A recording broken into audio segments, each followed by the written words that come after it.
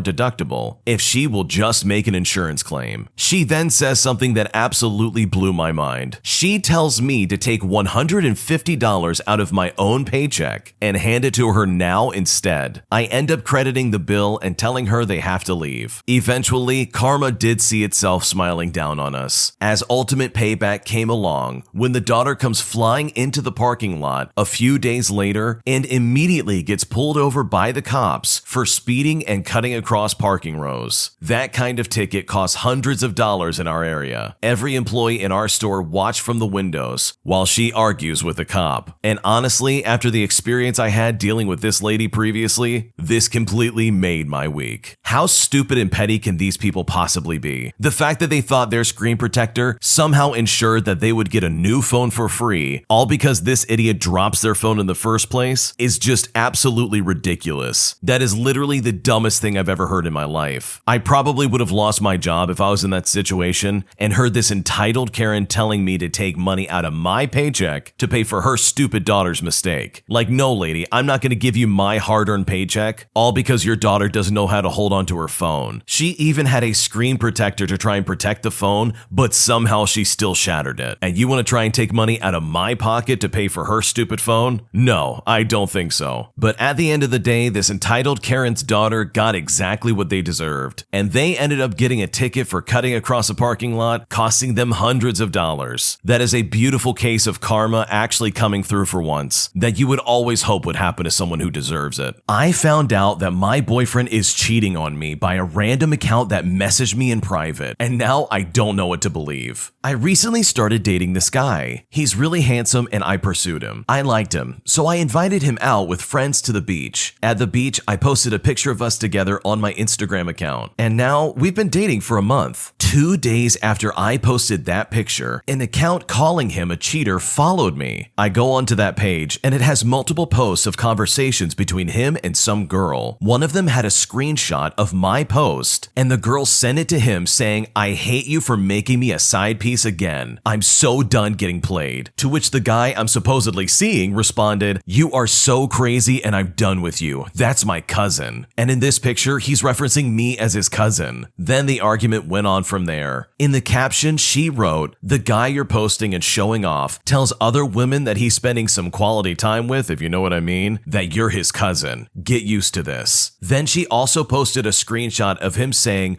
okay, she's not my cousin, but I just did that to hook up. She goes on and on, basically ripping into this guy, destroying any semblance of confidence I had in him. She then added all my friends to this page, and I feel so humiliated. I feel like she's unhinged, and I don't know why she's doing this. I feel she could have photoshopped stuff, and I have no idea what's going on. The girl apparently was with this guy for 6 years, but they just hooked up. I messaged her and went off on her, calling her crazy and a psychopath. She apologized and said she was wrong, and she didn't mean to hurt or attack me. She just finally snapped and couldn't take what he was doing to her anymore, and I was just caught in the crossfire. The guy I'm seeing says this is just some crazy ex hookup. I told my friends what he said, and they simply don't believe him. They said the girl was posting screen recordings, and those are really hard to fake. He admitted that he was with her for 6 years, but he didn't take her seriously because she's a free spirit and does crazy stuff like this. She even messaged the father of my child saying that I'm a bad decision maker, that I'm dating a guy who's clearly playing and cheating on me, and that I'm being a bad mom to my son. She went on to say that I'm a bad influence around my kid during prime molding years that could mess him up. This caused a big fight between the father of my son as well as myself, as we were just trying to co-parent nicely. She said that this was between her and him, yet she messages my ex? She said she was sorry and did that before she talked to me. She said my ex called me a cheater and all these bad things, and it made her spiral even more in an emotional state. She said sorry and that she doesn't believe him, even though she did it at first, and said it's none of her business anyways. She said she's going to stop and take some time to herself, all because she has hurt somebody innocent in the crossfire. I told her I don't forgive her, and her apology didn't seem genuine. How do I handle this situation in any way, shape, or form? What should I do? It's time to cut your losses and find somebody else to date. This new guy, regardless of how good he is or whatever kind of perception you have of him, has some very serious baggage that he needs to work out. And his ex-girlfriend is absolutely crazy. She went to the father of your child just to talk badly about you. That is another level of crazy that I can't even comprehend. There's no excuse for that, and seriously, you need to get away from these people. Both your boyfriend and his ex-girlfriend are absolutely toxic, and you need to cut them out of your life. Think of your kid in this situation. Do you seriously want to raise him around some guy with this crazy ex-girlfriend, stalking him as well as you, as well as contacting your ex? I personally would not want to live in that kind of situation. The guy itself also seems kind of sketchy, and I just would avoid them completely. So get out while you can and get away from these toxic people, because for the sake of your kid, you have to do better than this. Because this guy is not a winner, and his ex-girlfriend is crazy, and you do not need this kind of energy in your life. My daughter won't speak to us after we gave my niece her room, and I'm honestly not sure what to do about this. My daughter is 25 years old. She lived with her fiancé for almost 3 years. We have 3 other kids, with one of them still living at home, as well as another one only being home for the summer. 4 months ago, my husband got an email from our niece that we've met only once. The email basically said that she needed help and that she had a bad home life. She had come to visit with her parents a couple of months before that, and I had a gut feeling that something was wrong, but I couldn't do anything about it. Long story short in that regard, we got her out of there, and now she lives with us. My oldest was okay with my niece staying in her room when we thought this would be temporary, but it looks like her parents' parental rights will be terminated, and we will be adopting her. Now that we're most likely adopting her, she needs her own room. Giving her my oldest daughter's room just makes the most sense, because she doesn't live here anymore. I called her and told her that it looks like we're going to be adopting the niece, and that she needs a bedroom, and that her bedroom makes the most sense because she doesn't live here anymore, and it's the biggest. And for comfort reasons for this niece, it's the closest to our room. We told her that we'll be packing her stuff and that we can keep it in the garage for a few months, but she needs to come and get it and sort through it and decide what she wants to keep and what she wants to give away. She told us that if we give away her room, she'll never speak to us again. We tried talking to her about it, as well as the specifics of this very sensitive situation, as well as further explaining that this room can't stay her room forever and that we have someone that needs needs it a lot more than she does. But she said still, either we keep her bedroom and figure out another place to put my niece, or lose her forever. We thought that she would calm down eventually and converted the room to my niece's room. We packed all of my daughter's stuff and waited in the garage for her to come and pick it up. Now she won't talk to us and has uninvited us from her wedding. And at this point, I'm at a complete loss. What should I do? It is actually baffling to me that someone could possibly act like this in such dire circumstances. I would like to assume that the dad in this situation probably explained that this is such a dire situation and the fact that she's acting like this is just absolutely ridiculous. I can't imagine someone actually having this response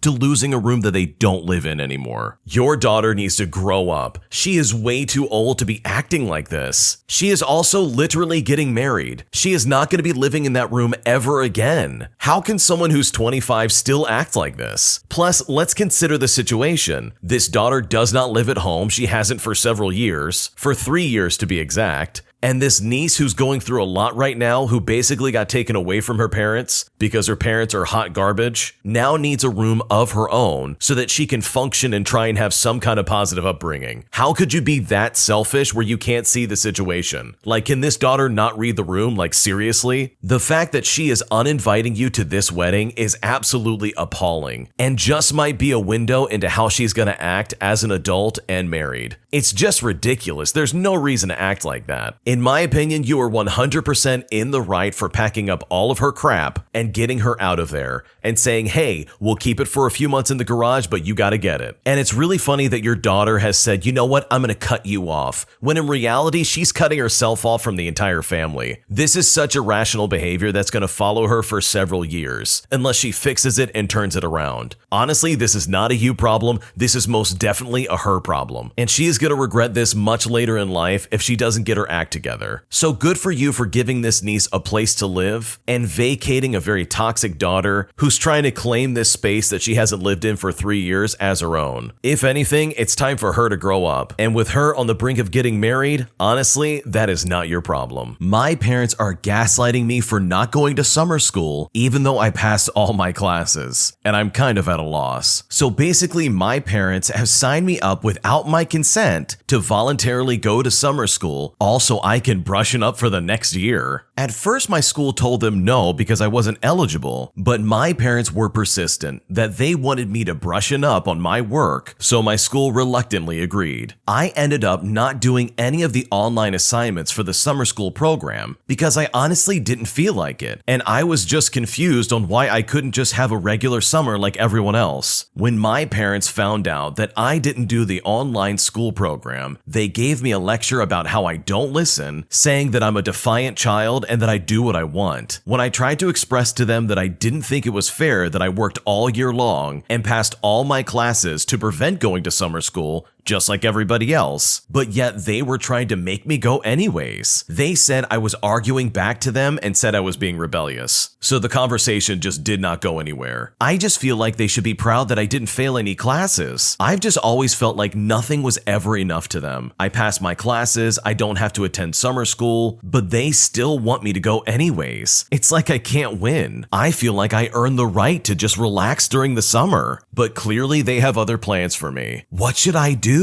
Your parents sound super annoying. The fact that they signed you up for summer school classes, even though you've passed all your stuff, is just really uncalled for. You worked hard during the school year. You got everything done. There's no reason for you to take these summer classes. It'd be different if you failed everything and it's like, okay, if you want to try and graduate on time, you gotta do this. But that was not you. So it's really unfortunate that they're pulling this kind of maneuver on you and definitely gaslighting you into trying to take summer school. So hopefully you don't have to take them, but if you are forced to take them, just think of it as you getting early credit so you can graduate early. That way you can get off to college and get away from your parents. Because these people are super dismissive towards your feelings, as well as the objective reality that you passed all your classes and you don't need summer school. I mean, even the school was hesitant to even allow them to make you take classes. They basically confirmed everything that you said, that yeah, I passed all my classes. Plus, isn't there some kind of report card system like online that they can check? Wouldn't that give them an accurate description of how you did during the school school year and enough proof that, yeah, you don't need summer classes. So if you do have to take those summer classes, just think of it this way. You're one step closer to college and you're one step closer to getting away from these people. And if anything, that can hopefully make it all worth it. Should I stay friends with my friend's abusive ex? So I have a friend by the name of Sarah. That's not her real name. Sarah just dumped her boyfriend last week. I have been friends with Sarah for about 5 years, and she revealed in our friend group chat how emotionally abusive her boyfriend was to her throughout the years. He would gaslight her, try to give her an eating disorder, insult her, and pressure her into doing things that she was not comfortable with. I never knew this was happening, and from my interactions with him, he did not seem this way at all. Her boyfriend doesn't have many close friends and is a little bit of a loner. Today, this ex-boyfriend removed me as a friend, even though he isn't aware that I know exactly what he did. So I went ahead and added him back, and he said that he unfriended me to move on from Sarah since I'm her close friend and she introduced us. I continued to pretend that I didn't know about how abusive he was to Sarah.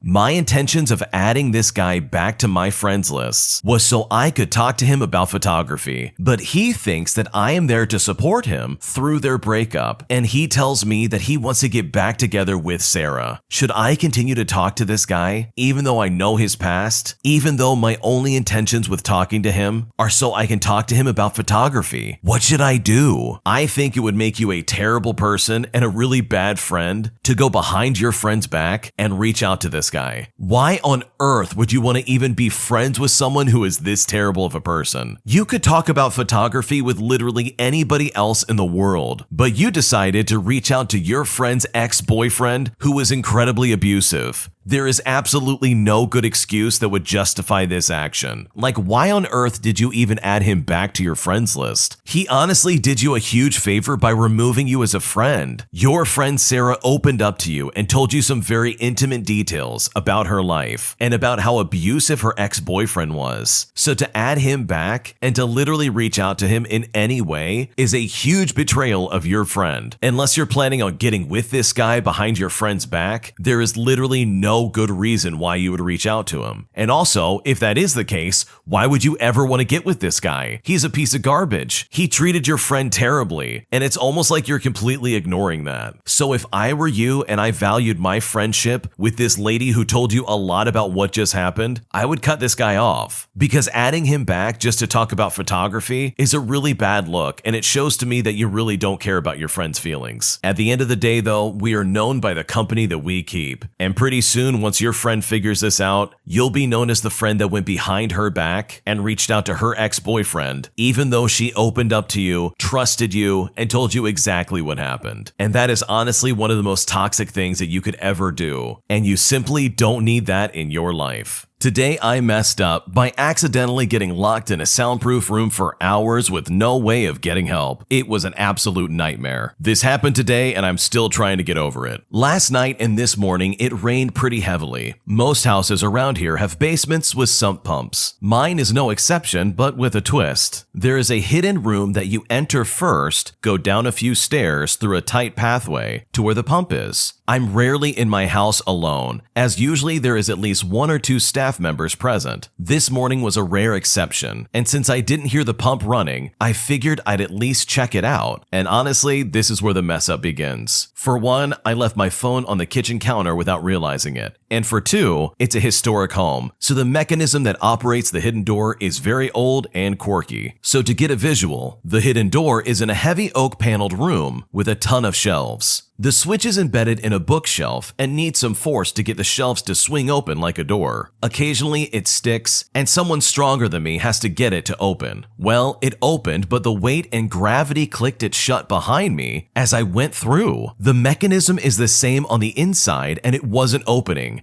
at all. Whatever, I think. I'll check the pump and try again. The pump seems to be going, so I make my way back. Still nothing. I press, try hitting the switch with my palm, nothing. It was at this point I realized my phone wasn't on me. Even if staff shows up, they aren't going to look for me, much less here, and I can't call for help. Panic sets in, and I'm fairly certain this is how it all ends. Locked in a room checking on equipment I know nothing about in the first place. Several hours go by, and I finally hear footsteps above me, and that is when I start screaming. 15 minutes later, my very confused housekeeper gets the door unstuck and is greeted by me rocketing out of there, covered in tears and a flimsy nightgown. I was too relieved to even be embarrassed. I'm so relieved to be out of there, and honestly, the first thing I'm gonna do is fix that door. That is such nightmare fuel, it's not even funny. Imagine being stuck in a room where you cannot get out, and you find yourself completely without options, trying not to panic. After the first hour alone of being in that situation, I would be freaking out. I would be trying everything and then some to try and get somebody's attention. I would probably even start pulling wires and somehow disrupting that sump pump so someone would come down here and check on it. That might have been a feasible solution to somebody coming down there a lot sooner, but even then, there's no promises. I mean, this could have gone all night. They could have been stuck in there for so much longer. If I'm being honest, the original poster got super lucky, and hopefully next time that door gets fixed and nothing like this ever happens again. An entitled Karen takes advantage of my grandmother, takes her pension money, and freeloads off of her house for years. And honestly, our family is absolutely sick of it. Here's what happened. So my grandma has a lot of debt. She's retired and she can't pay my mom back very quickly, but now she's borrowing money again. I know some will think, well, your mom's her daughter, why can't she just give her money? That's because my mom's previous company just closed down, and she's still in training for her new job. School's about to start again, and my mom's going to pay my tuition fee. This is my senior year, and I'll be taking dentistry in college, so that's another thing my mom has to worry about. My mom does not understand why my grandma manages to spend all her monthly pension too soon. We have moved out of my grandma's house 4 years ago, and then my youngest uncle moved in with his live-in partner. They adopted a kid while they were unmarried, and my uncle has a job that pays him little to nothing, and his girlfriend has his ATM card. Red flag already, am I right? She doesn't do anything in her life. She's always quitting her job, and she does not contribute to the household and is honestly very rude to my grandma, as well as my aunt and my uncle. I will call this lady Sarah. That's not her real name. Sarah has greatly influenced my uncle's attitude and behavior in a really bad way. But to my grandma, he's still her favorite youngest son. Unfortunately, her favorite son has become just as entitled as his girlfriend. We left some of our stuff that we weren't able to place in our new apartment, keeping it stored in the garage. But my uncle and his family moved in without anything, expecting everyone to give them our stuff. They used our bed, our mattress, and some of our furniture that we had intended to take back once we had our unit ready. Grandma said they're only borrowing them and will return them once they've bought their own. Well, guess what? 3 years have passed and they're still using them. And what's baffling is they bought their own appliances, a large screen TV, and their own fridge. My aunt pays for the electricity bill and is sometimes helped by my older uncle, but my youngest uncle does not pay for anything. Everyone else had suspected that Sarah had used the child they adopted to get my uncle under her clutches. So when they disapproved of the idea of him marrying her, Sarah forced my uncle to abruptly marry her despite their tight financial situation. It grew worse, with them not contributing to anything at all, even just for groceries, which cost way less than electricity and water bills. My older uncle had to take his own fridge down because he can't afford paying his part in the bills anymore. Yet Sarah and my uncle are still freeloading, and apparently they now expect my retired grandmother to pay for their son's tuition fees, just like how she helped with mine and my older cousins when she still had a job. When she finally got her separation pay from the hospital she used to work at, she had her own little house in the province constructed, and now the construction has been discontinued because she can't pay the workers anymore. She borrowed a huge amount of money from my mom for it to proceed, and now she's borrowing money again for an unknown reason. That is, until we learn that Sarah borrowed my grandmother's pension not once but twice already for God knows what. Now everyone is suffering financially, thanks in full to these two freeloading entitled parents. And honestly, we just don't know what to do. It is time for these people to move out and get their own thing going. They took advantage of your grandmother, took her pension, and used it for their own benefit. How dirty and toxic of a person do you have to be to take advantage of somebody's kindness, as well as somebody's money like that? I mean, that is just so uncalled for and just disgusting. In my opinion, your family needs to get together and convince the grandma grandma to tell your uncle as well as Sarah to start contributing to this household or to get kicked to the curb because they are absolutely taking advantage of all of you. And it's not fair for your grandma who worked her entire career to try and retire on time, only for her then to get taken advantage of by these people who clearly do not care about her or her well-being. So hopefully this gets worked out and hopefully your grandma can get away from these people because honestly, she does not need this in her life. I have finally come to peace with the fact that I am very unattractive, but my friends won't give up on trying to set me up with someone. What should I do? I'm hoping to get some advice on my current predicament between myself and my friends. I will call my friends John and Kelly. That's not their real names. You see, I am very unattractive. I don't mean that as a put down on myself, but rather as an objective fact about my appearance. I have a very naturally unappealing face with several body scars that make me difficult to look at for some people. I've had most of these scars most of my life, and of course, I was born with my face, so I've never been much to look at. I have tried to compensate in other aspects of life. I have a decent job, I'm tall, and I'm in very good shape. I go to the gym and I eat well. Sadly, this is far from enough to make up for how I look. I have had very few relationships and only one intimate partner, if you know what I mean. I put myself out there for years and was rejected by dozens of women before meeting one that I thought would be able to look past my appearance. Unfortunately, after a month, she came to my place crying and saying though she found me attractive as a person, she couldn't get over my appearance and had felt terrible. I told her that I understood and we went our separate ways. I would have been happier if we had just been friends and never dated, if I'm being honest. That was several years ago, and I swore off romantic love ever since then because it just hurt too much. Life has been pretty good since I gave up. I wish I wasn't what I am so I could find love, but I get it. I made some great friends with John and Kelly, and I have been friends with them for a few years now, and we get along great. The only issue is that they are in relationships and have this fantasy about going on triple dates with me included. The problem is, of course, I don't date, and so they've been trying to play matchmaker. There have been probably 7 or 8 attempts now to get me with some friends or acquaintances of theirs, ranging from being blindsided with a date when I thought that I would just be there with them, or inviting girls to parties and trying to get us together all night. Honestly, I hate it. I feel bad for these girls because obviously they weren't told about this either, and now they have to play nice with the weird ugly guy their friends have now dumped on them. Not only that, but there is this look in their eyes that I'm sadly used to now. It's a combination of sadness and fear that overcomes them when we make eye contact. I can feel them looking at every mark on my face, getting more and more grossed out and uncomfortable. Of course they're scared. This 6'6" man who looks like Frankenstein's monster has become your date for the night. I would honestly be scared too. I tell them every time not to set me up as I don't want to date, but they get so excited trying to find the perfect person for me that they set me up anyways. So backstory aside, I keep telling my friends to stop setting me up, and last week they came over to hang out and Kelly kept mentioning this friend of hers who she goes to work with and starts showing me pictures. I immediately see where this is all going, and that's when I found out that they invited her to John's party in a few weeks. I say, cool, I look forward to meeting her, but this isn't a date, and I won't be letting them push me onto this poor girl. She's cute, and from what they tell me, I'm sure we would get along great if I were normal, but that just isn't the case. Kelly begins to get upset at me and asks me why I won't just give her a shot. So I asked if this girl had seen a picture of me or even heard of me. She admitted that she had not and didn't plan on showing her my picture or even telling her about me until the night of the party. I'll admit I snapped and I told both of them to stop playing matchmaker. I was sick of it and showed them text messages from 2 of the girls they victimized. They were kind enough to tell me that they liked me but weren't physically attracted to me. I showed them these text messages, but they just made excuses and left. After this argument, I haven't heard from either of them in a week. How can I fix this situation? I've made peace with the fact that I will never know romantic love, and I'm okay with that. But honestly, I just need friends. What should I do? This is a really rough situation, and to the original poster, I really just want to say I'm so sorry. It's such a terrible thing for people to be so conceited, to dismiss someone based on their looks, and the way you're being treated is just not fair. I don't care how you look. I really do think you deserve to love somebody, and I truly hope that you'll find someone who will look past your outward appearance. But when it comes to your friends, I think you can go back to them and just apologize. Explain to them that you're feeling really depressed because of this whole situation, and being set up like that really makes makes you feel uncomfortable. I think you can obviously say, hey, I still want to be friends, but these are my boundaries, and you need to respect those, because otherwise this is just not going to work. Because it sounds like you've made up your mind. You don't want to date. You've moved past that part of your life, and it sounds like you found peace in it. But when your friends constantly bring this up and try and set you up on a date against your will, it can leave you feeling very jaded and probably very offended. I can only imagine what you have gone through dealing with this. And honestly, thinking more about it, it really is inappropriate that your friends would act like this. I think if your friends are really unwilling to come back and make amends and try and be friends again, then maybe it's time to find some better friends who will respect your boundaries. Because honestly, nobody wants to feel like someone's pet project, as if this is some kind of game that they can play, which is just really not fair for you. So I wish you the best. I hope you figure things out. And for the record, I absolutely think you deserve love in this life. Whether that's from a romantic partner who sees you for who you really are, or whether that's from friends and family who care about you innately. Whatever that looks like for you, I hope you find it, and I hope you find true happiness in your life. Because honestly, you deserve it. I caught my boyfriend cheating, and it feels like my heart is leaking out. What should I do? I was at work today when my boyfriend texted me, asking if I would like to come to his place when my shift was over. I declined because my head had been hurting all day, and all I really wanted to do when my shift was over was go home and sleep. At the end of my shift, I was feeling a bit better, so I decided to drive over to my boyfriend's house just to surprise him. Worst case scenario, he wouldn't be home. I drove to his house and found a vehicle I didn't recognize in the spot I usually park in. He has a 2-car garage that's filled with his stuff, so his car is usually parked out front, and then my spot is right beside it. So I went ahead and parked on the street. I walked around the side of his house, let myself in the gate, and went to the back. The back doors are made of glass, completely see-through. I looked in and saw that he was sitting on the couch watching TV with his back to me. As I was walking toward the door, I saw something that made my heart stop. There was a girl with him who was not wearing a lot of clothes, if you know what I mean. I just froze. I was completely shocked. My heart was pounding like a hammer, so hard it physically hurt my chest. I turned around, walked back to my car, got inside, and called my best friend. But I couldn't even talk because I was crying so hard. I drove myself to her house and cried my eyes out until I fell asleep. Then I woke up, drove myself home, and cried some more. I didn't think there was anything wrong with our relationship. I was happy, and I thought he was happy. And worst of all, seeing this didn't confirm any suspicion or anything like that. It literally came out of nowhere. We've been together for a year and a half, and I've never suspected anything like this. My heart is aching, and I just can't stop crying. I'm so upset that he would do this to me. I've devoted so much time, energy, and love to this man. This really just messes me up so badly. I haven't talked to him today at all. He assumes I just went home after work. I have not called or texted him, and I haven't contacted him in any way. I haven't even confronted him about this. I don't know what to do, or I'm not sure what to do. I've talked some things out with my best friend, but I'm really just not in the mood for physical company. What should I do? I think you know what you need to do, but it's probably going to be really hard to do it. You can go about handling this in a lot of different ways, but the punchline here is that you need to dump this guy. He has betrayed your trust. He has absolutely ruined your relationship, and you by all means have every right to be upset. I understand that you're sad right now, but I think it's time to use that energy and turn it into something proactive. And that proactive move can be kicking him out of your life. And I mean preemptively blocking him on everything. Social media, eventually your phone. You can even change the locks on your house and say, you know what? We are through. This man threw your relationship out the window to get with some other woman. And while I understand that you feel upset about this and absolutely devastated, it's time to move on and find somebody else. If you're afraid of confrontation, guess what? You don't have to confront him. You can literally send him a text message right now and say, we're done. And then that's that. Block him and then move on with your life. Don't even give him a word otherwise, because you can know cheaters like this will try and talk their way out of it and somehow lie and gaslight you. So I honestly hope this all works out for you, and I hope you're able to find solace in the fact that you did probably everything right in this relationship, and that the man you were spending all this time with was actually just a dirtbag. And you know what?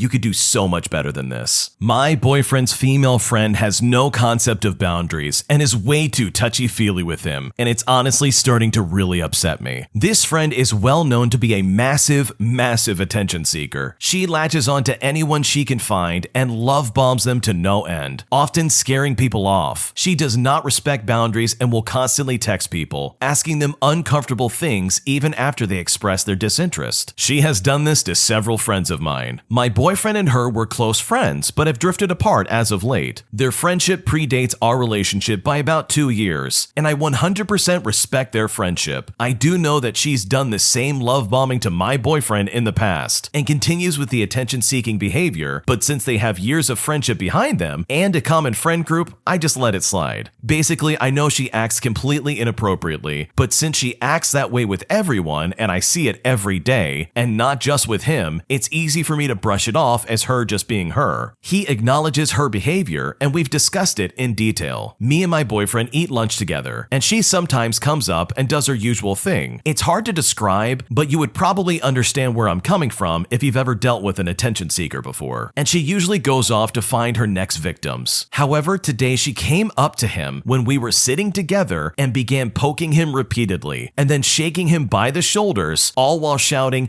"Give me attention," like an annoying 5-year-old. I felt like I was hallucinating, as it felt like it was straight out of a pick-me girl TikTok video. This was very over the line to me, especially when I'm sitting right there, but I decided to not make a scene and to bring it up in private later. My boyfriend brushed her off and then made some normal friendly conversation until she finally eventually left. Again, the way she talks to people is inappropriate as is, but I could to some extent accept it as who she was, but that combined with the way she prodded at him constantly with no respect for his actual girlfriend sitting right there made me incredibly angry. I've never dealt with this from someone ever before. How do I bring this up and take care of this issue? What do I do? The stereotypical pick-me girl is incredibly frustrating to me because I've seen this person and I've dealt with this type of person several times. It's the type of person who is desperate for attention and will do whatever it takes to get your love and appreciation. And it's honestly very frustrating, and it's just so annoying because there's no end in sight and no amount of attention is ever going to be enough. It's like a void. It's a black hole that just keeps sucking up all of your attention and time, and it's just so not worth it. And if I'm being completely honest, in this situation, your boyfriend needs to set some serious boundaries with her. If this is how this lady is with everybody else around her, then it's time for him to step up and say, "Hey, I don't appreciate you touching me like that. It's inappropriate." And then set some boundaries with this lady. If she is actually a friend, they will apologize and say, "Oh, I'm so sorry," and continue to have conversations with them. If they just see this as their one-stop shop to get attention, then I'm telling you right now, they're going to run off and never come back. This will either establish, oh yeah, they are good friends, or this is going to drive them away. Both of them, in my opinion, are going to be good options. But from the sounds of this lady, she just goes around to anyone and everyone that she can find just to get attention from them. And I think once your boyfriend sets some serious boundaries with this lady, it will either drive her away or it will normalize her to some extent. But let me be clear with this one. This literally falls squarely on the shoulders of the boyfriend. He has not established boundaries with this lady. And in my opinion, this has nothing to do with the lady that's poking him repeatedly. But instead, this definitely sounds like a boyfriend problem. So I would have this talk and say, "Hey, you need to say something. Let's not just brush it off anymore because I think I'm going to go crazy." Hopefully that conversation goes well, and hopefully this all works out because pick-me girls are very annoying, and honestly, I don't know anyone who actually wants to deal with that. My coworker has a terrible attitude and constantly swears and cusses anytime anyone says anything to him, and I'm honestly at such a loss I just don't know what to do. I recently was promoted to a position somewhere between a server and a manager at the restaurant I work at. I think some places call them leads, but I'm essentially a glorified busser with manager codes that does paperwork at the end of the night. There is one person on our team that, let's just say, has a large margin for growth. They started as a host and have recently begun picking up more server shifts. Most of the other managers and leads have tried to get him up to snuff, but it's been a challenge. Now it seems to be my turn. He's lived in the city for all of 8 months and seems to be a little lost. My heart goes out to him, and I want him to become a more cohesive member of the team, but he has a way of interacting with me that sets my teeth on edge. For example, he has a coping mechanism where every comment is interpreted as an attack, and so the response is to strike back even harder. It's like no matter what anybody says, he will always fire back just a little bit extra. After he's done this a few times, we had a little conversation about acceptable ways of communicating with me. Then, I told him I was assigned to shadow him for the start of the shift. I was definitely more hands-off than I normally would, but after the way he spoke to me, I wanted to push him into the deep end and see if he could swim. For the most part, he handled it fine. Most of his mistakes were things that you have to figure out with time on the job. He got some excellent tips, handled a few large parties, and was more of a team player, so I think there's hope. He was cut at around 8 o'clock, and we both ended up at the same station while he was looking at his receipts. He says he got some big tips, and I said, "Congrats, that's really great," while grabbing a stack of plates, and he responded with, "Well, screw you too then." At this point, I was so tired, I just put the plates down and said to him, "Okay." I grabbed them back up and took them where they needed to be. What would you do in this situation? My initial thought is to take a big ol' step back. If there is someone who can help him, it's clearly not me. I will be as available to him as I am to any other server, but I really hope I don't have to shadow him ever again, especially if he's gonna curse at me for complimenting him. What do I do? I think it's really important that you set him aside with another manager present and let him know that no, you cannot talk to me like that. The original poster goes on to say that this guy has a coping mechanism where he will basically curse at somebody over literally anything, and it's gotten to a point where it's just being very obnoxious. And honestly, since you're a manager and you have manager responsibilities, it's time to pull it together and start being nicer to me as well as everybody else in the dining rooms. There's no reason in a restaurant for someone to be acting like that. It needs to feel like a cohesive team where people are working together to get the job done. And when you have somebody talking like that to other people, especially a manager, it's only going to cause friction and unnecessary drama. So you can tell this guy that he can either shape up his attitude as well as his language towards you specifically, or he can leave. And if you set some very clear consequences for these actions, then that will hopefully send a very clear message to him that you're not messing around and that his job is on the line if he doesn't improve. And it really sucks to have to do this, but at the end of the day, this guy is treating people very disrespectfully. I don't care how new he is to whatever city he moved to. Cursing out your coworkers anytime they make any kind of comment towards you is not appropriate work behavior, and he really needs to change that. So hopefully things work out, and hopefully this coworker is able to figure things out and be a better member of the team. An entitled grandma says that I'm going to burn in hell for not allowing her granddaughter to go down a water slide. First, some backstory. I'm a teenager working at my city pool after I switched over there temporarily because the field I work at that my city runs has no reservations. So I moved to a pool to earn money. I've only been working in the pool for a week, but I know the city rules and we don't allow really young kids down the water slide because it's a good way for young kids under 4 feet to get injured, and the water below is only 3 feet 6 inches tall, so it's just a recipe for disaster. Another coworker of mine decided to ignore the rules and let anyone go, and many people go at once, which could also end up with somebody getting hurt. Me and my coworker change places every 30 minutes to avoid sunburn, and so I don't know what exactly he does up there during his time. So things start to pop off when 3 kids go down the slide, and these kids have been causing trouble all day, so I give them a 10-minute timeout from the slide. After that, I see a really small child who clearly could get injured going down the slide and tell her she sadly needs to go to the bottom using the stairs. 2 minutes later, her grandmother appears out of nowhere and starts screaming at me. This grandma starts yelling,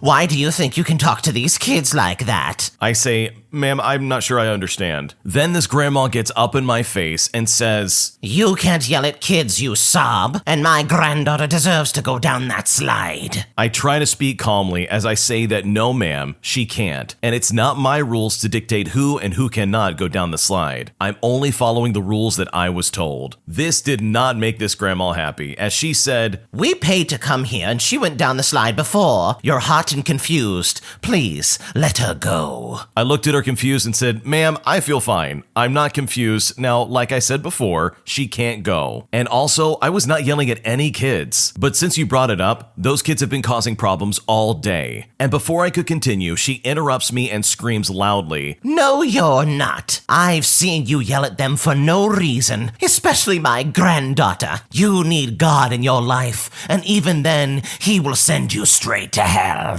At this point, I'm pretty annoyed and I'm very angry, but I'm trying to hide it. I say, "Ma'am, please leave the slide." I repeated this like 20 times, all while she yelled at me about some stupid religious stuff and just shoving it in my face. She goes on to say, Let me see your manager so I can get you fired. You belong in hell, you sob. To this day, I still don't know what a sob is, and at this point, she leaves and gets my manager. But luckily, my manager takes my side, so I'm not in trouble. And although she gave me a headache, I don't have to deal with her again, and I think she got kicked out of the pool for the rest of the summer. The other coworker is now mad at me because I was doing what I believe was right and making sure no one got hurt. Thankfully though, I'm leaving this job soon and going back to my other job because crazy people like this are honestly just not worth the time. This is just absolutely crazy to me because I didn't know that doing your job and protecting the guests at a water park could make you go to hell. That is definitely a new one for me. But all jokes aside, people who act like this are just absolutely psychotic. It's one thing to have your own personal beliefs and to live by those beliefs, like nobody's gonna blame you for that. But to then force it on somebody else and pretend like, oh, because I didn't get my way, you're now going to my version of hell. When in reality, we're already there because you're screaming at me. Thankfully though, it looks like karma came through and this lady had to leave, which is honestly fantastic for everybody else at that water park. Because honestly, nobody really wants to deal with some crazy old grandma who's condemning people to hell all because she doesn't get what she wants. I'm afraid of telling my boyfriend that I'm going to be homeless soon, and I honestly don't know what to do. My boyfriend is 27 years old and I'm 30. We have been together for almost 2 years, but now he lives about 2 hours from me, so we don't get to see each other super often. I was recently made homeless by my landlord. It's a long story, so I won't explain it, but there are very few apartments in my area that are affordable, and I can't afford $1,200 rent, so my options are very limited. I searched for an entire month while I had time, but never found anything. So as of right now, it looks like I'll either be living out of my car or in a shelter. I don't even know if the shelter has room right now, so I'm thinking I may be living out of my car, which is not ideal. My plan was to tell my boyfriend I was staying with a friend and just park in an apartment complex's parking lot when I slept at night, so my location would say that I'm staying there at least. I don't want to tell him the full situation because I'm afraid of him judging me. Also, he doesn't want me to move out to him because he feels like it isn't the right time, so staying with him is absolutely not an option, and I wouldn't ask. I'm afraid if he finds out, he'll be mad that I'm lying. I just don't know what else to do. This is such a dire situation. What should I do? I think you should be honest with your boyfriend. If he's really your boyfriend, then there's no reason you can't tell him. I honestly think lying to your boyfriend is the wrong move, and I really don't think there's any real legitimate reason why you can't tell him. If he is a loving individual and your boyfriend, then you should be able to talk to him. I mean, you have been together for 2 years. To not trust someone after that long in the middle of a major crisis in your life is not a good sign, and it brings up some red flags. I mean, how reliable is this relationship? If he actually breaks up with you because you say, hey, I'm about to be homeless, then he's a piece of garbage anyways. If he really loved and cared about you, then he would do what it takes to try and help you out. He's supposed to be your shoulder to lean on, and if he really cares for you, then he'll be there for you in the tough situations as well as the good times. He may have other options for you that you might not be aware of. Maybe there's somebody that needs a roommate and you never know. You could very easily scoot in and have a new place to live. But not telling him is definitely not an option in my opinion. But worst of all, lying would just definitely ruin the relationship and put a rift between you two, and I don't think you want that, nor do you need that. My boyfriend won't get vaccinated, even though I'm immunocompromised, and I don't know if I should stay with him. As the title states, I'm immunocompromised, and I got very sick from a circulating virus. I get daily fevers, extreme fatigue, headaches, and weight loss. I am still dealing with this 6 months later. I'm on disability, and it's all been made worse from getting it a second time a few weeks ago. My boyfriend works in tourism and is constantly exposed to illnesses. In fact, he got it the same time I did and was extremely ill with a severe lung infection. We live in a remote area where it is impossible to get available protection. All of last year, he could have flown to the US to get it, but he did not. Now there's a travel ban, and I don't know what to do in that regard. Currently, we are living in France, visiting his family, and he could have gotten both both shots if he got the first one right away, but we've been here for a week and he hasn't gotten it. I've brought it up several times in different ways, out of concern for my health, out of concern for his health, for the health of loved ones around him. He said he would get the vaccine when he could. When we arrived here in France, I tried to gently bring it up again, and he lost his temper with me and told me to leave it alone. If he doesn't get the available protection, I'm considering ending the relationship, even though I love him very deeply. We have been planning to be together for the long term, but I don't know if I can be with someone whose daily job puts them at risk for illness, all because of how sick it has made me. I spent most of this year in bed, exhausted and sick. And to top it all off,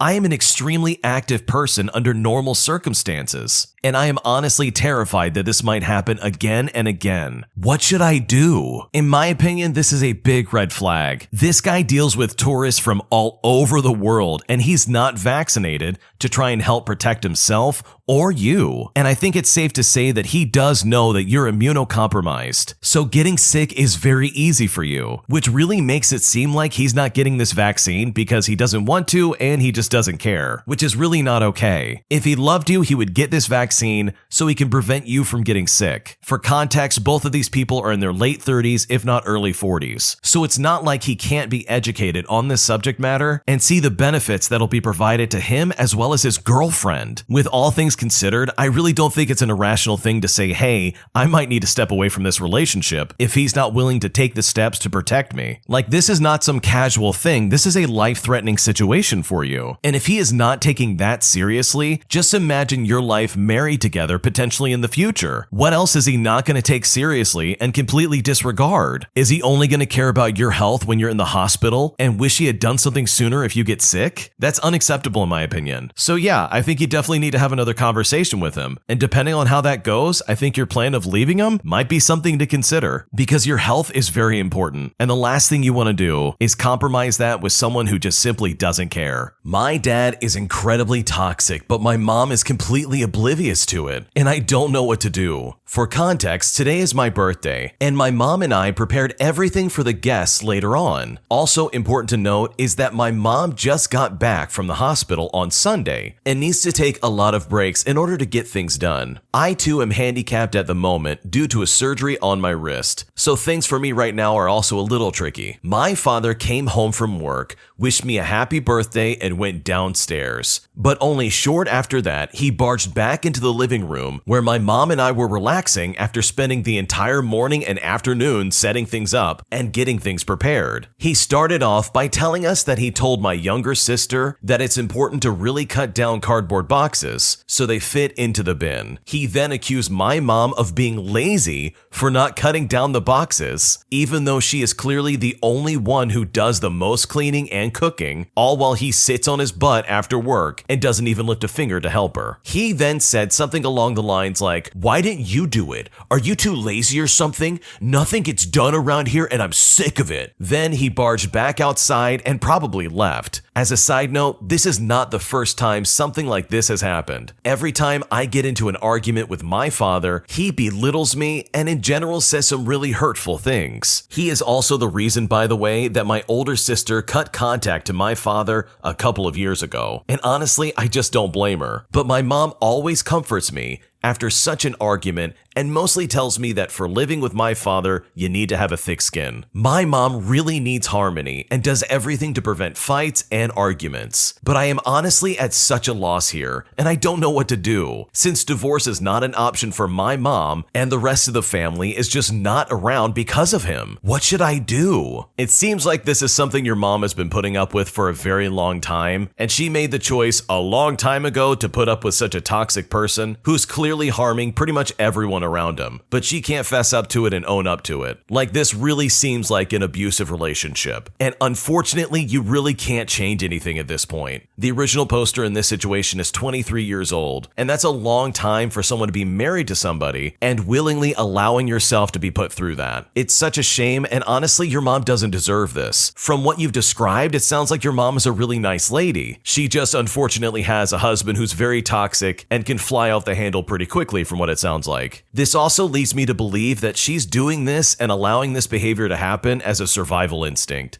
She's most likely financially dependent on this man, and so if she did cut him off, she really would not have anywhere to go. It's not a good excuse for the dad acting like this, and she really should have stood up for herself, 20 plus years ago, but it's almost at a point where it's too late and there's nothing that she can do about it. But you can. You're not in the same situation. You do have a choice. And I think it's really important moving forward that when you have your own family, you don't have to act like that. So I would honestly hold on to that idea that yeah, things suck right now, but eventually you will be able to get away from him and have your own life. Because this type of toxic behavior can very much be generational, and if you can help it, you can try and make a difference and stop it with you and not carry it on to your future children, because they don't deserve that in their life and neither do you. My girlfriend of 6 months ghosted me and cheated on me publicly, and I couldn't be more embarrassed. I was dating this girl for around 6 months, and it seemed like everything was going really well. We had met each other's friends, spent time together every weekend, we went on cute dates, talked about our future plans together, the works. We generally texted back and forth throughout the day, and the conversation always flowed effortlessly. We had a huge amount of time invested in one another, and I think I might have loved her. However, this weekend she abruptly stopped replying over text messaging, but kept sending me decorated selfies on Snapchat. I see now these were probably intended for someone else, but she was sending them to me too for some extra attention. We didn't speak for 2 days until she simply asked me how my morning was yesterday. I replied normally, but didn't hear anything back from her for the rest of the day. Well, that night she uploaded herself on a date with another guy, knowing full well that I would see it. The low blow is she had originally planned the same date with me for that night. The lower blow is she knows this week I have some serious medical tests and I'm already an anxious wreck, and proceeded anyway with her actions. I wrote her off completely and had to set my phone down and leave the room to avoid losing it and giving her a reaction. To add insult to injury, she messaged me again this morning, replying to my text message from yesterday. I just deleted her off of everything. It honestly just felt like some kind of taunt. This all feels like a really bad dream. I've never had someone show such blatant disrespect to me before. There was no issues leading up to this either, and she seemed really nice in every aspect. There was no slow fade off or any suspicious actions, and I think that's what makes this hurt so much. There was no sign to show me that this was gonna happen. I'm honestly so embarrassed and so hurt over this. I just don't know what to do. This is absolutely devastating. I am so sorry for the original poster, but you definitely dodge a psychopath. You spent 6 months getting to know this girl, and then she blatantly cheats on you in front of everybody, and especially so that you would see it. And even worse, nothing could have predicted this. At least you found out who she really is 6 months in. Can you imagine what it would have been like if you spent 6 years with this lady, and then suddenly she turns out to be a complete nut job? So honestly, just consider her a giant piece of garbage and doing you a solid favor. I would block her on everything and go live your life, because you're going to be so much happier without some absolute sociopath pretending to be your girlfriend only to then cheat on you behind your back as well as in the public eye. You can do so much better than that. My husband of 5 years left me out of the blue and moved to another state. Now he wants to come back and I'm not sure what to do. My husband left me in shambles, left all of the animals on me, and took only the most convenient Easy Dog that we have. He took a car that is under my name, took all his expensive video game systems and his devices paid for by yours truly, didn't give me the half of the savings account that I asked him for, and he left most of the bills on me. He left a lease that he signed with me. He left because he said he was miserable and that I was monotonous. He quit his new job and moved into his father's state. He consulted a lawyer behind my back to discuss divorce options from that state. He really didn't give me a good reason and didn't want to work on anything. The guy hasn't been able to keep a steady job for 2 years now, and shady things have come to light involving a previous female coworker of his, as well as other women. I made 75% of the money in the house at the time and was basically supporting him. I really feel like he used me. It took over a month for the heartbreak to subside a bit and for normalcy to return. During that time, I have rearranged my entire house and gotten rid of all of his things. I've saged my house, did anything necessary to expunge punch his aura, especially from my personal space. He was very angry, bitter, and a resentful man. Never wanted to better himself. In fact, once I was out of grad school, he decided he didn't need to progress himself any further with education or his career. All he did was make music for his solo band, which never gained any traction. He also isolated me from my family, and now with all of this at my feet, he wants to come back. He says it was all a mistake, and he didn't know why he made the decision that he did. He said it was only to make me happy, because nothing he did seemed to make me happy. Things were not good for a while, and he rode on my back the whole time. He burned bridges with many people because he just didn't want to work. He financially abused me for years. I was naive and stupid, and signed off on so many car loans for him. I don't know why he can't just leave me alone. He sends me emotional messages saying he's extremely depressed, in a dark place, and doesn't know what he's gonna do, and all this and that. And I feel bad, but when I was crying as he was leaving, he didn't care to talk or explain himself. He was too busy thinking about what he could possibly offer the next young college girl he meets. And this is because he is a bum and can't do anything for them but offer them his body. His words, not mine. He has gotten more religious too, apparently, saying that we should have known God together or whatever that means. I will never take him back. Do I just cut off all contact with him, even with things pending like bills or even a divorce? He has walked off on me before I took him back. Do I owe him anything anymore? What should I do? You don't owe him anything anymore, and legitimately, all contact should be done through attorneys. And I don't care how sad he is, this man left you on the side of the road, and he does not care about you in the slightest. He is trying to emotionally manipulate you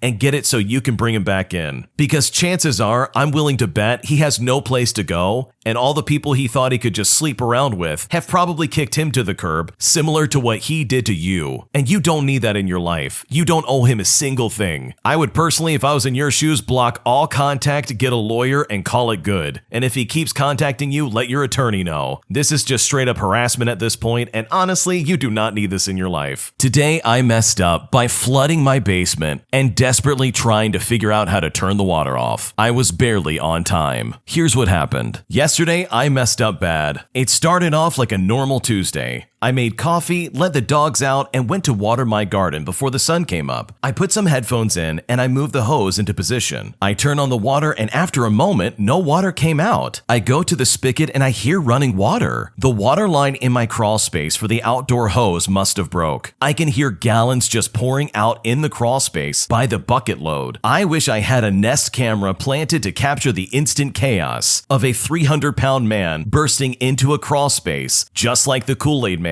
clamoring over tubs of Christmas decorations, camping gear, yard sale fodder, and seasonal decor, haphazardly stacked in no coherent path to navigate around while sliding all over the plastic vapor barrier, which is on an incline covered in cobwebs. I manically repeated the phrase, "I can't shut it off," in between panic breathing for what felt like an eternity. I make it to the burst pipe and I get blasted looking for a valve anywhere to stop this water. For context, we use a well.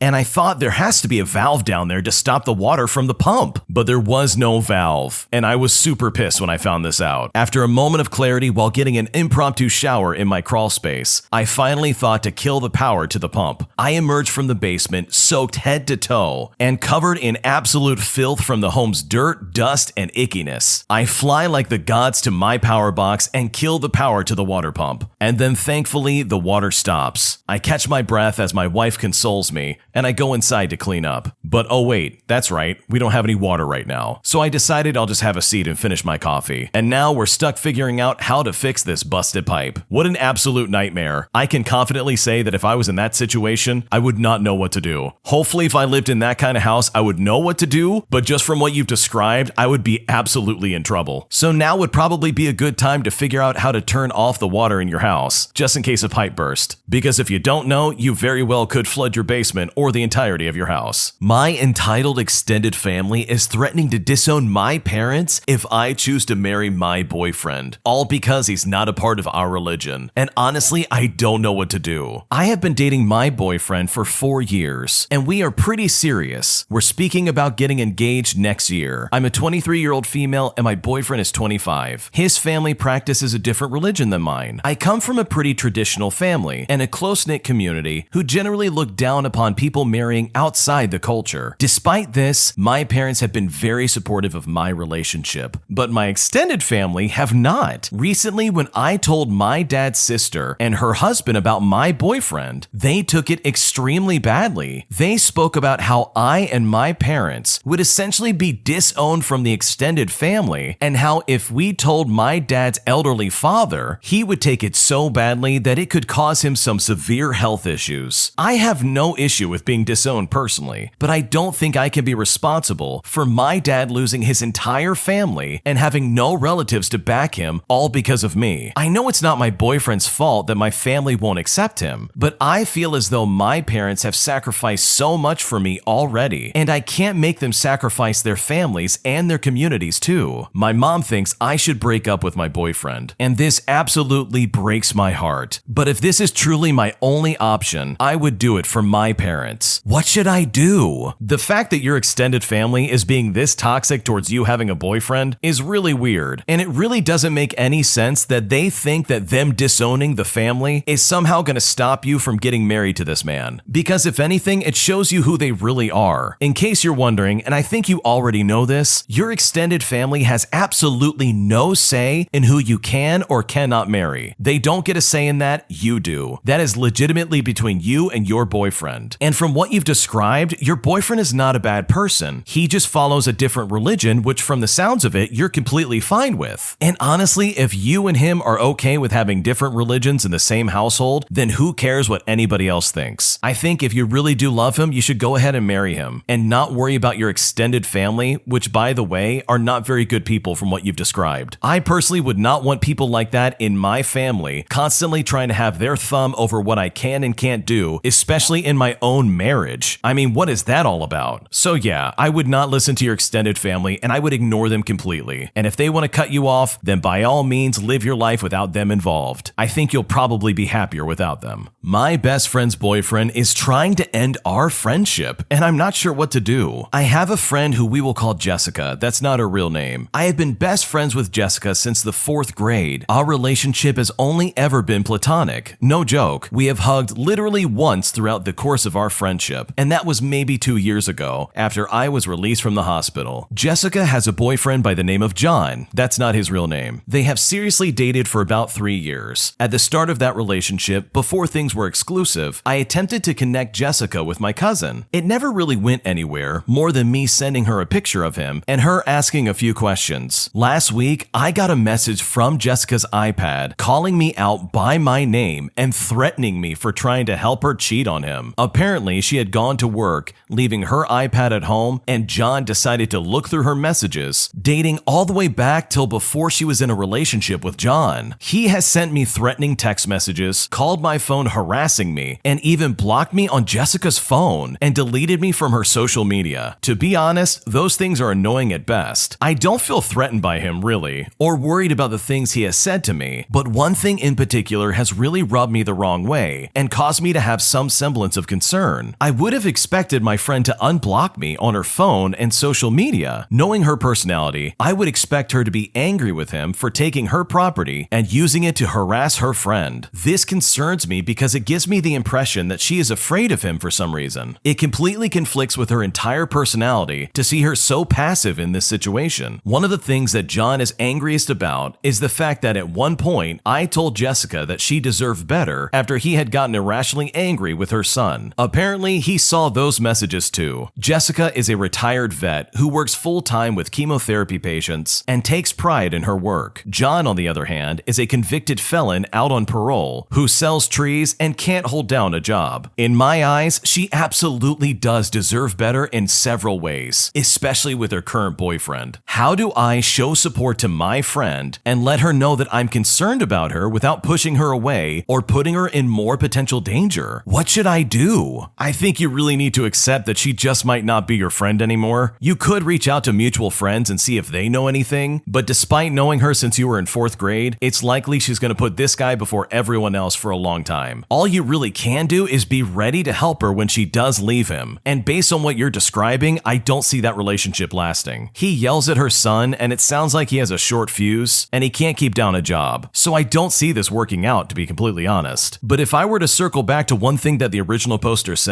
I would personally take it serious if this guy's sending you threatening text messages and phone calls to try and harass you or worse. If this is something where they're saying things that are like really harmful to you, then I would consider getting the police involved, because that is not okay. It seems like this guy is not a winner in my opinion, so I honestly don't see this relationship lasting very long. But in my opinion, if anything, staying on the sidelines and not reaching out, since almost everything's going to be seen by this guy, is probably the safest option if you want to keep Jessica safe. Otherwise, things could get bad, and I don't think anyone would want that. My ex messaged me out of nowhere after 3 years and apologized to me, and I honestly feel very conflicted on how to handle this. This person was very emotionally and psychologically abusive to me, by the way. He cheated and ghosted me, all while playing the victim to the woman he left for, who later on ended up dumping him. 3 years later, out of nowhere, he starts requesting me on every social media outlet, from different accounts telling me it's him and that he needs to talk to me about something important. I would block one, he would create another one and message me on there. I accepted his message request to see what he wanted, and it was a long apology, basically describing how his ex dumped him and how badly he felt afterwards, followed by thinking karma was finally getting him for his actions, and how he remembered how badly he treated me. He continued on saying I was one of the kindest people he's ever met, and he thanked me for being in his life and for my kindness towards him. He said that he was sorry for everything he put me through, and that he couldn't sleep thinking of what had happened. He said that he has nightmares about it and feels horrible, and that he didn't expect me to accept his apology or even to respond. At first, I felt a mixture of emotions, including pity, sadness, resentment, then just pure unadulterated anger. I didn't end up replying, and I just blocked him. But now I'm left with this anger, and I want to just tell him off. I want to tell him he is manipulative and that this apology was for him, only to lift the weight off of his conscience, and how forcing himself back into my life by crossing my boundaries, essentially stalking me on the internet so that he could speak about his breakup and how badly he feels for how he treated me, honestly is just selfish and narcissistic, and I don't accept his apology. It's been 3 years full of therapy, pain, and self-work to try and heal from that. I want to get this anger off my chest and to just lay into him and tell him exactly how I feel, and then tell him to never talk to me again. But I also don't want to give him any type of control over me ever again. What should I do? I really wish you had not accepted that message from this guy, because he is absolutely only doing this apology so he can feel better, not because he's actually sorry. And you hit the nail on the head. You have every right to be upset. This man caused 3 years of pain in your life, and you had to go through therapy and a lot of self-work just to try and get your life back on track. He derailed it completely because he's manipulative and he's a narcissist. And this behavior of him stalking you online and creating multiple accounts just to try and get through to you is obvious proof that he has not changed his ways. I mean, this is what happens when you let him back into your life, even for a second. He's gonna treat you like garbage, and even with an apology, somehow bring you back down. I honestly don't think you should threaten any of the progress you've made over the 3 years. He is emotionally and psychologically abusive towards you, and he would love for you to have some kind of reaction from this. So in my opinion, you should just block him and move on. You are a much better person without him in your life. And honestly, no kind of fake apology should change that. If you did want to message him, I would keep it brief. Maybe say something to the effect of, I don't forgive you, and then just block him from there. But in my opinion, I don't think that's going to cause any kind of happiness in your life, and it will just open up this door that is obviously very toxic. So just get rid of him, block him, and move on like you already have, because you've made a ton of progress and there's no reason to go backwards, all because this nut job wants to step back into your life. My friends won't invite me out because of my boyfriend, and I honestly don't know what to do. My boyfriend and I have been together for over a year, and whenever his friends invite him over, it's not even a question. I'm always invited by them. His friends are mostly girls, and they have their boyfriends over, and we all play games and make dinner together, or just go enjoy a nice day at the beach or the park. On the other hand, hand, since the beginning of us dating, my girlfriends from my hometown, we all live in the same city by the way, have not been welcoming in the slightest. There is always underhanded comments at my boyfriend's expense. They say things like,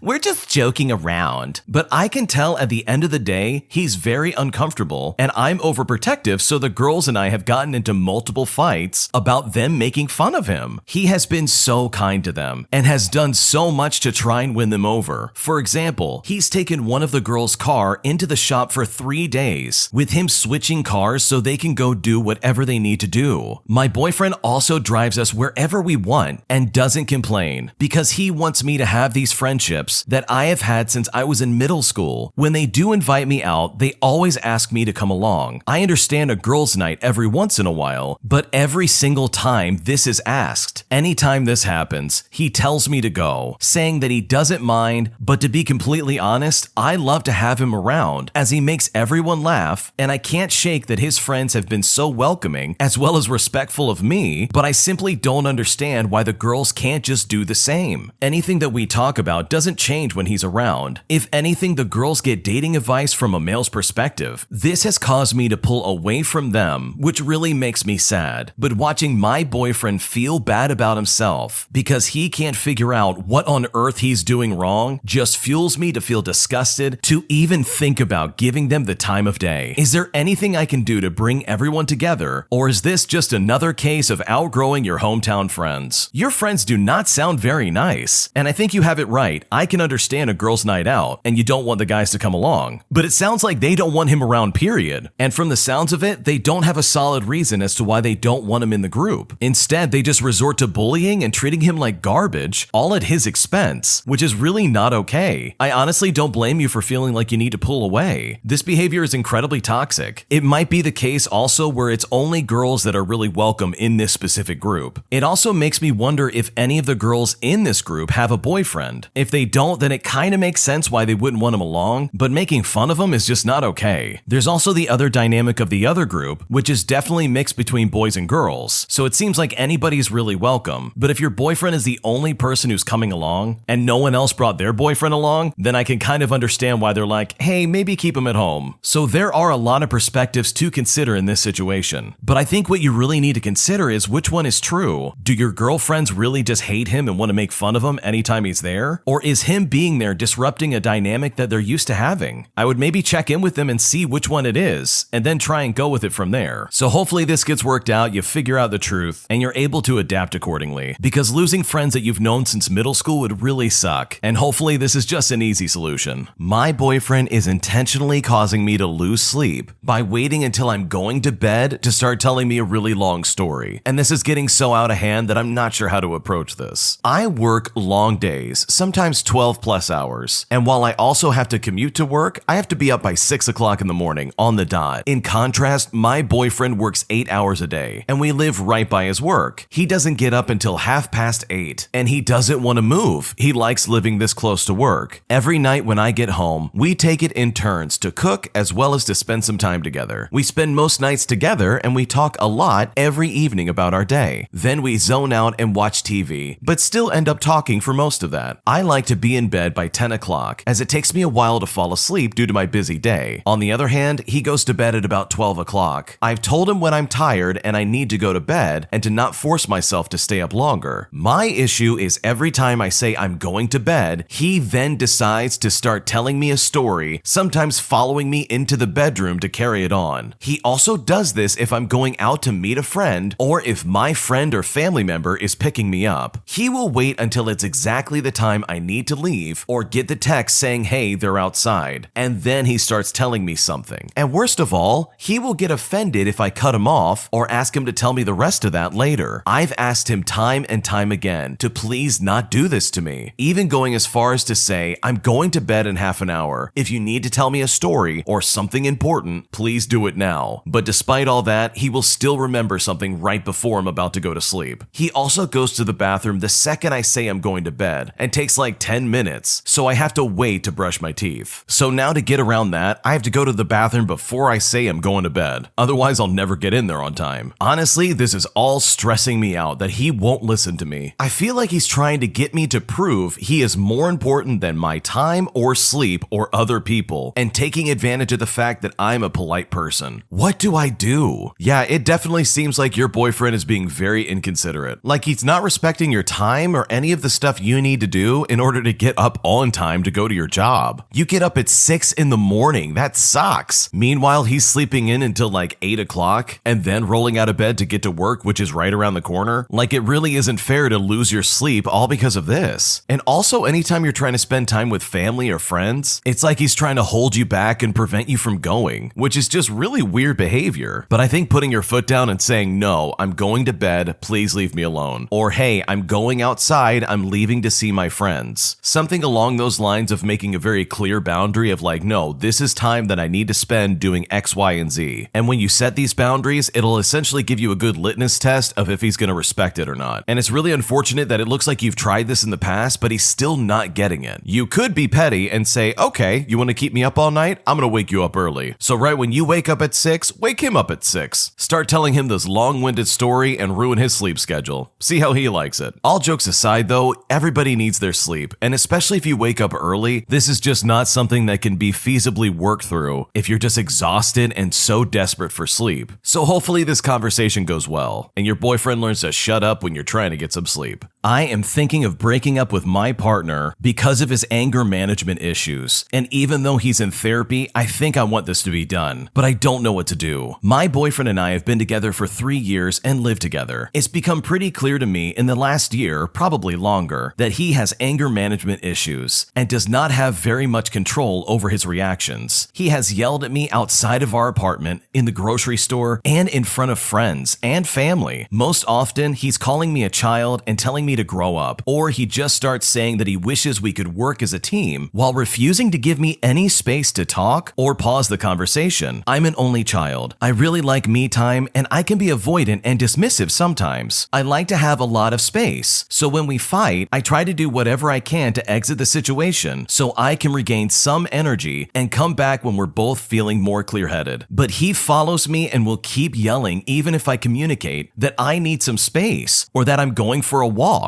or if I close a door on him or if I call a friend, it doesn't matter. He keeps going. If he doesn't respect my space, I'll yell back and curse him out like he does to me, which sometimes gets him to stop. But I hate getting to that point since yelling is not in my nature and I hate doing it. And I feel like I have to yell just to get any space to myself. I also have to do this so I don't appear weak when we're in public and he's yelling. He is very aware of this and knows that he gets too worked up and that his behavior is unacceptable. He thinks he just raises his voice and doesn't yell. Okay, whatever. I've been asking him to seek therapy for months now, and he's consistently told me basically, I don't feel comfortable with that. I really don't like letting other people in, but I know I have to work on it myself, so I'll try to work on my issues in another way. His alternative solution was to go outside more and do more for himself, which just wasn't the same in my book, but I let it be. I've been in therapy and on medication during our whole relationship, so it felt unfair that he wouldn't also try and work on himself when the relationship was so clearly toxic, but I thought maybe he knows what's best for himself. Finally, a couple of weeks ago, it happened yet again. We started bickering, he started raising his voice, and soon we were in an argument. I started crying and tried to go to our bedroom and shut the door, but he opened it and started yelling. I told him I needed space and I shut the door again, and he yelled at me from outside the door. I tried to go on a walk and he yelled at me from inside the apartment as I was walking away outside, and then started texting and calling me once I was out of yelling range. I came back because I was crying too much to feel comfortable outside. I shut the door to the bedroom and tried to call my dad. He came into the room, saw that I was on my phone, shut the door, and yelled outside the door about why we can't talk and how this relationship was so messed up. He was loud enough that my dad heard him yelling and got incredibly upset at him and wanted to come and pick me up. It was honestly an awful situation. In the morning, I gave gave my partner an ultimatum. Either he would get therapy or I was done. I told him he was verbally abusing me and not respecting my boundaries at all. He agreed with everything, was super apologetic as he usually is after these fights, and agreed to start seeking therapy immediately. He has been proactive about seeking therapists ever since and has reported his progress to me every few days. But it is taking a while because he can't find any that are available within the month. Well, this morning, nothing was wrong, but I was upset at myself for being late for work. I was rushing. He was in the kitchen washing dishes and asked for a kiss. I said okay, and he started taking his time drying his hands. I said, babe, I'm late for work, which yeah, I was a little blunt, but that did it. And that is when he started yelling. I said, if you want to talk to me, you can do so over text, but you heard me and you know I have to leave. So bye. Have a good day. I then shut the door and walked outside. Outside, as usual, he continued to yell at me from the apartment. At work, I've been texting my best friend and planning the breakup. This is all way too stressful and never how I wanted to be treated in a relationship. I grew up with parents who yell, so it's relatively familiar to me, which is probably why this relationship lasted as long as it did. But it's been miserable and I don't think I deserve this. The reason I feel bad is because he's actively working to seek therapy to save the relationship. And even today, he's been texting me to let me know about some group therapy sessions he might participate in while he's waiting for his first appointment with an individual therapist. I can see that he wants to change, but it's too much for me to handle, and I literally feel like this issue is ruining my life. What should I do? To be honest, I don't know how you stuck this out. I understand you grew up in a household where people were yelling all the time, but this is your significant other. This is somebody who's supposed to be there for you, and they are absolutely verbally abusing you. You do not deserve this type of treatment, no matter what he's trying to do to fix his anger management. I personally think you're on the right track of seeing if you should break up with this guy or not, because even if he is trying to get help, this guy goes off the handle at the smallest things. I mean, who really wants to live in a household where someone will freak out just because you're in a rush? And he follows you around the house screaming at you. I think at this point, you really need to think about what's best for you, and I think you have it right. So if breaking up with this guy is what you plan on doing, then I think you should go through with it. This guy is not a good fit for you. I don't care how long you've been with him, it does not sound like this is a healthy relationship, and you are absolutely about to be collateral damage in his own therapy. If he wants to work on himself, then go ahead and work on himself. But that, in my opinion, does not mean you have to sit by idly and wait for him to blow up on you once again. This kind of anger in a relationship could very easily lead to something much more violent, and I don't think you want that for yourself, right? So for the sake of yourself and your own happiness, I would get out while you can. But that's just my opinion. But what about you? What would you do if you were in this situation? Leave a comment down below. We would love to hear it. My entitled aunt tries to force me to watch her toddler at a party. And despite me telling them no multiple times, she intentionally kept sending her kids over to me to beg me to watch them. And I simply was not having it. Here's what happened. Subscribe to Am I the Jerk and hit the bell for more videos. I have a really big family on my dad's side. And by big, I mean really, really big. So I'm not really close with everyone. I was at my great aunt's birthday party, and I was having a good time, catching up and talking with all kinds of family members. I was just hanging out when one of my younger cousins walked up to me and kept saying over and over again that he wanted to play. I played with him for like 5 minutes and kind of made him go back to his mom so I could continue to talk to other people. I had the habit of playing with little kids at family parties, as well as having to watch them, which is fine because I normally don't like to talk to my family anyways. At this party, I was having a really good time, and I didn't want to watch any of these kids. So, thinking about my best interest, I didn't do it. When I went back to being social, it was just like it was for just a little while. But this little boy kept coming over again and again, and I would constantly keep telling him, no, please go back to your mom. A minute later after his visit, which at this point was starting to get super annoying, his older sister, who's about 8 years old, came up to me and said, My mom wants you to watch my brother. I looked at her and I said, tell your mom that I'm busy. She then continued to tell me that I had to watch him, so I had to tell her firmly, no, I'm not doing that. Not only was this lady trying to get me to watch her kid, but she was sending her other kid to tell me what to do, and I honestly was not about to have that. I continued to talk and enjoy myself for a good minute, but this lady walks up behind me with the boy in her arms. I saw her in the corner of my eye and completely turned my back, and my adult friend pulled me close to protect me. She knew what was going on, and I am so thankful for her. I pretended to be busy and I grabbed a drink, and she walked off and did it again again 5 minutes later. This may seem like I'm a bad person or I'm just misunderstanding what she was doing, but trust me when I say this, I'm not being rude. When I was talking with my adult friend, we were talking at the entrance of a small garage, and my back was to the entrance of the garage, so I was facing inside. This lady walked up a few feet behind me and just stood there. No one was behind me, no one she could be talking to, no reason for her to even be standing there. She was just standing there. This situation made me feel very uneasy and incredibly uncomfortable. I was even scared and I don't know why. I wasn't sure what was about to happen. So I have to ask the question, was she being entitled? Do you think I was just overreacting? I just need some advice on what to think about this situation because it was so weird. My dad made me feel better about this because he said he would never make me watch anybody's kids. Also, this lady and her husband are bad people in the family. They are constantly under the influence and just all around really bad people. I feel bad for their 4 kids who have to put up with this level of manipulation. So was I in the wrong for this situation? Should I have at least watched those kids out of just some kind of obligation simply because she's my aunt? What should I have done? I think you did the right thing by standing up for yourself and making it very clear that no, I'm not going to watch her kids. It doesn't matter if you've done it in the past and they somehow expect you to do it again. In no way, shape, or form should you have to be forced to watch kids at a party where you just want to relax and talk with other people. In all actuality, this is the parents' responsibilities to entertain their kid and have something for them to do, or to at least have some kind of prearranged situation where you can look to some other family member and say, hey, I asked you ahead of time, can you watch my kid for an hour while I go socialize? It's really that simple, but it seems like people nowadays, especially if you're entitled, don't know how to do any kind of pre-planning, so they just spring it on a family member and say, okay, see you later, have fun. So good for this original poster for standing up for themselves and setting some serious boundaries, because entitled family members will never learn their lesson unless you stand up for yourself and sometimes just tell them no. I dumped my girlfriend right around the anniversary of her mother passing away, and now no matter how hard I try, she simply does not want to get back together with me. What should I do? Let me first provide some context. We were together 3 months, but in that short time, things got very intense very quickly. We'd fallen in love, to be honest. However, there were minor squabbles. Nothing major, but she had a tendency to stretch minor arguments out, often over 2 or 3 days for no apparent reason. I played a role too in prolonging these arguments by rationalizing my position. These were silly, minor disagreements, but I found the whole routine exhausting, to the point where I wondered if we should continue together if this was how the future would be. Fast forward to the start of July. My ex's mom passed away in July a few years back, and she was being extra argumentative that week. Stupidly, I thought it was just another argument and didn't think that maybe her mom's anniversary might be affecting her mood. So I ended it with her a few days before the anniversary. Honestly, I was an idiot and didn't think that maybe she was suffering. I gave it a few days to calm down. In truth, I missed her and I wanted her back. So I reached out on her mom's anniversary. I told her I was thinking of her and that we should talk after a couple of days. I didn't want to hurt a significant day with our drama. To cut a long story short, in those few days, she told me that she had a date lined up and didn't want me in her life anymore. I've been pretty much blocked ever since then. There were a couple of times where we texted and she told me to leave her alone. I thought maybe her anger may have subsided, but not yet apparently. I did send her flowers as an apology and she thanked me for them via text message. That was a week ago today. Since then, it's been radio silence. I do respect that she wants to be left alone, but also I want her to know that I love her and I want her back. How can I do this when we are not speaking anymore? Should I just keep up the no contact? Even though honestly, this is just so hard for me to do? How should I approach this? What should I do? I think your ex-girlfriend has made it very clear that she does not want you in her life. You dumped her around the anniversary of her mom passing away. If that happened to me, I would not want anything to do with my ex. And it's really weird for you to assume that she has to reach out to you in some way. Like she's already said, hey, stop messaging me. I don't want anything to do with you. And then you go ahead and send her flowers. Like, I'm sorry, I know you still love her, but she does not love you anymore. And I think you need to respect those wishes. And if you really do love her, then you would allow her to have some time to figure things out. In my opinion, if she wanted to get back together with you, she would have made the first move and done that already. But it looks like she already has another date lined up and she wants to move on. Plus, you've only been together for 3 months. In the grand scheme of things, that is not very long, to be completely honest. And to be honest, it sounded like this was not a very healthy relationship. I mean, minor arguments stretching out for 2 or 3 days, that sounds absolutely obnoxious, and I personally would not want to be in that kind of relationship. So in my opinion, opinion, just leave her alone. Move on, find somebody else, and work on yourself. Because you can find a relationship that doesn't involve your significant other arguing with you and stretching arguments out for 2 or 3 days at a time. No one needs that in their life. I'm worried that my girlfriend of 8 months may be a scammer due to a bunch of red flags. Yet despite all that, my brain and heart are at war, and I'm not sure if I should stay with her or not. Well, I'm probably an idiot for asking this, but I just have to do it. I am concerned that my long-distance girlfriend of 8 months isn't real and is possibly a scammer. This should be an open and shut case, but my mind has been fighting what my heart wants to believe, so I'm gonna turn to some strangers on the internet to get some advice and some perspective. To make a long story short, we met through Instagram, with her reaching out to me. We eventually transitioned to WhatsApp by her suggestion. After a few months, she confessed to liking me. Me, someone who hasn't been with someone for years or felt accepted, finally had someone who was doing just that. She was excited and has been saying she wants to move to where I live to be with me since we've been together. However, despite these claims, we have never spoken on the phone or through video call despite my asking. She had said we would do it soon, and then soon never came multiple times. And the only thing I've been able to glean from her is that she is a crypto investor. To keep things brief, here are just a few things that have been giving me some red flags lately that make me have some doubts. For one, all of her photos look like they were taken from a third party. Even some of the selfies look way too modeled. There are also large, intricate tattoos on large areas that are in one picture and then gone in the next. She claims these tattoos were just fake and she washed them away. She has also changed her WhatsApp number 3 times in the span of 2 days to avoid creeps, which could be true regardless. She also asks me for gift cards and has avoided giving me names of her family and friends, stating that I'll meet them one day. She's also wanted me to invest in cryptocurrency for our future together despite my hesitation. She's also wanted my bank account information so that she could deposit a check and wanted me to open up a second phone line for her to use. And lately, to really top it all off, she's been sending 1 or 2 messages in the afternoon, then disappearing for the rest of the day, and sometimes all the next day. I know I should probably be able to tell myself, but my heart really wants to overlook all of this, and it makes me feel scared that if she is real, then I would be ruining something fantastic. What should I do? This is not a real person. This is absolutely a scammer. They're asking for gift cards, they want your bank information, they want you to invest in some cryptocurrency that you've never heard of. She refuses to have any video calls and she's not naming any of her family members, and you've never even talked to her on the phone. I'm honestly surprised your relationship lasted even this long. I think the old saying goes that if it quacks like a duck, walks like a duck, and goes to the bathroom like a duck, unfortunately, my friend, you're dating a duck. Or in this case, a complete con artist. You should delete this person from your contacts and absolutely pray that you didn't give him any of your information. And it really sucks because these are super obvious red flags, and it sounds like the original poster is really lonely and has never really felt it accepted like that. And shame on the scammer for playing into that and making them feel loved and wanted, all for the sake of getting their bank account as well as their money. I mean, this is just really gross and disgusting overall. But also, how on earth could someone possibly fall for this? These are literally the classic signs that somebody is a scammer. The second someone asks for gift cards or my bank account, I'm gonna be like, yeah, we're not dating anymore. Also, who is this? I mean, you've never even spoken on the phone or had a video chat. That to me is a deal breaker after like a month. So do yourself a favor and block this person everywhere and move on and try and find somebody who really will love you, because no normal relationship would have this many red flags and not in some way be linked back to a scammer. My boyfriend of more than 4 years doesn't want to propose, and honestly, I don't know what to do. I've currently been together with my boyfriend for about 6 years. We've been living together for 5 years too. Ever since we started dating each other, I've been very clear that I want to get married someday in the near future. We live in a country where couples live together like married couples do, but without actually being married. And to me, it is sadly too normalized. I told him that we needed to talk, and I asked him directly why he hasn't proposed or hasn't taken any initiative asking what rings I like. He tells me that he's been thinking of proposing for about 1.5 years, but since I don't help out at home, he's been hesitant and says that he thought about the future. He says, how's this gonna work if we have kids in the future? And I proceeded to ask him why he hasn't said anything for almost 1.5 years. He says, I was afraid of how you were going to react. I gave him an ultimatum, and I told him that if he doesn't propose within 6 months, I'm breaking up with him. This now has caused him to ask me in almost every conversation what rings I like, so I backed out of the ultimatum. It just didn't feel right, and I apologize apologize to him. Almost every time I ask him how much I should help out at home, he gives me a vague answer like,